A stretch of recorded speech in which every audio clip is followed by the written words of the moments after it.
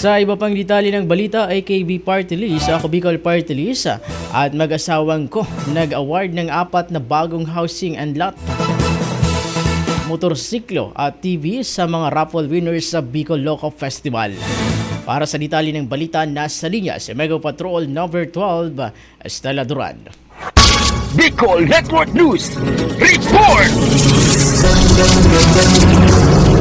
Isinagawa ng Ako Bicol Party List kasama si House Committee on Appropriations Chair Elizalde Co at ang asawa nito na si Maylene Arco ang seremonya ng paggawad ng premyo para sa mga maswerteng nanalo sa raffle draw sa ginanap na Bicol Loco Festival noong Mayo 3 hanggang 5 sa Old Airport, Legazpi City. Matatanda na 4 na units ng house and lot, 5 Honda motorcycle units at 11 units ng 43-inch Smart TV ang ipinamahagi sa pamamagitan ng raffle draw sa araw ng aktibidad, habang nauna nang ipinamahagi ang 200,000 pesos cash prize sa 200 na nanalo. Sa mensahin Maylene Arco, matagal na aniyan nilang adhikain na makapagbigay ng tulong tulad na lamang ng bagong bahay. Diini ko, mahigit 3 dekada na nilang ginagawa ang pagtulong sa kapwa ng walang kapalit. Samantala, ibinahagi rin ni Ako Bicol Party List Representative Congressman Jill Bongalon na record-breaking ang naitalang audience na dumalo at nakisaya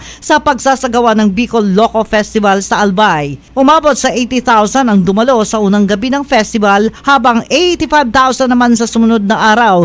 Di ni Bongalon, ito na ang may pinakamarami at pinakamalaking pagtitipon at selebrasyon sa lalawigan.